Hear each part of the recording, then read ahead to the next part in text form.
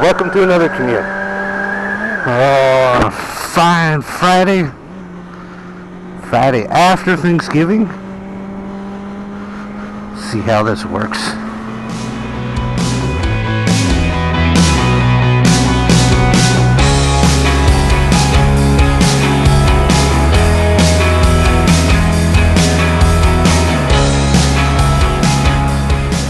Oh, Lord. I actually got some time last Saturday and Sunday. I had a vlog like 3 or 4 weeks ago where I talked about mechanical problems, where how everything that I own was giving me fits, except for the motorcycles. Good old trusty motorcycles.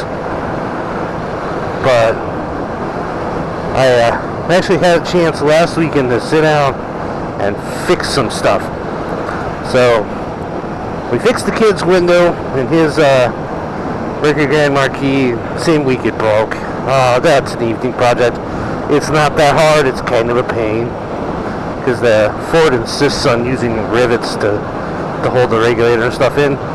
It's now bolted in like an intelligent person would use, so it's more serviceable.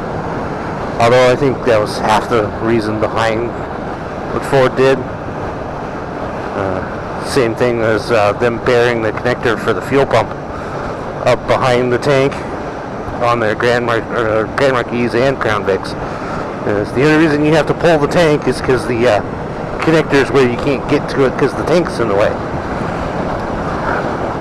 I can't imagine that was on accident.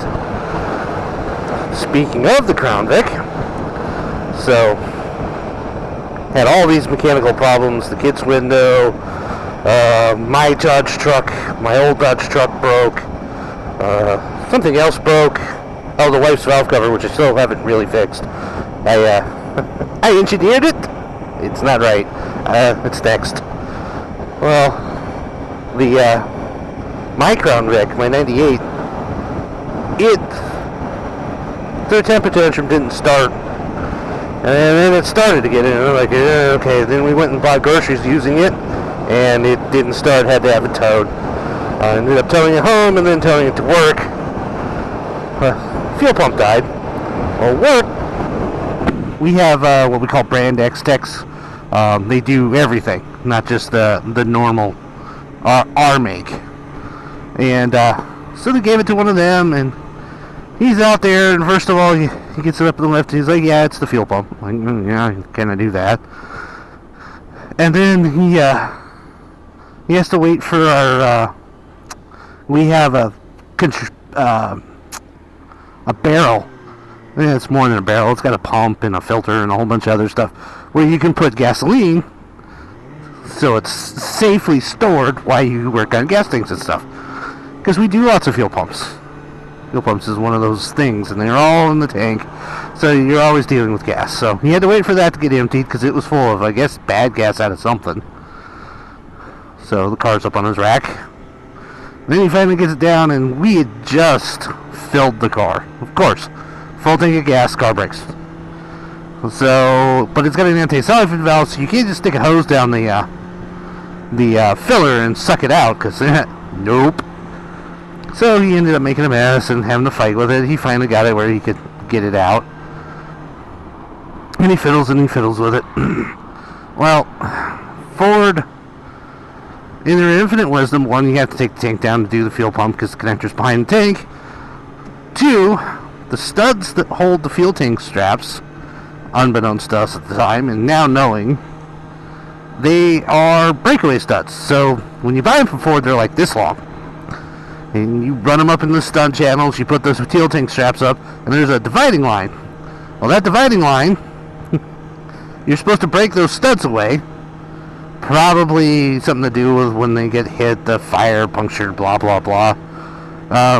Break the stud away, and it makes the stud like this long.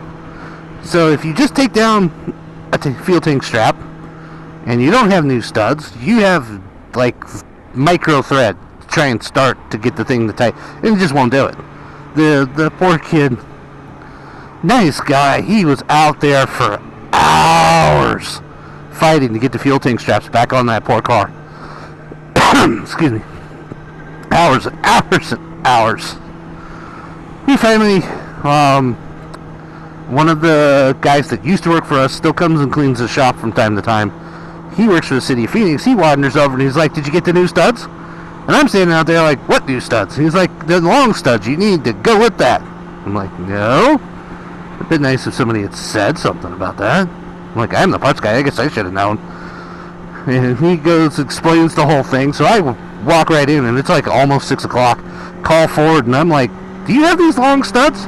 And the first place that I normally buy stuff, they're like, yeah, but I only got one. I'm like, well, I need two. That ain't going to help me. So I call the other place that we deal with that I don't normally call. He's like, yeah, I got two of them. I'm like, put them on roll call. Here's my PO. I will be over in the morning.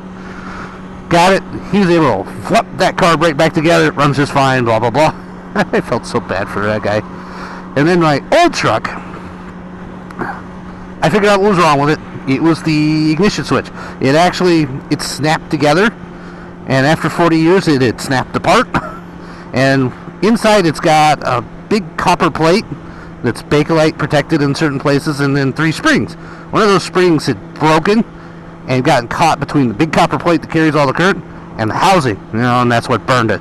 So now it's all rewired. There's a new ignition switch in it. It runs. I still have some cleanup stuff I want to do. I still got to move, zip tie all the wires back up to where I want them, and kind of clean up some of the cabling and crap up underneath. But at least I got some of the mechanical stuff done. I've been thankful that my bikes have been really good, except I did get a nail in the back of this one. I had to get new tires on it, which that's a whole nother story. So it was quite a fiasco. But hopefully now, knock on something, that my mechanical problems might be over for a little while. At least I hope so. Anyways, I am actually almost to work. I hope you all have a wonderful day. I'll see you on the next one.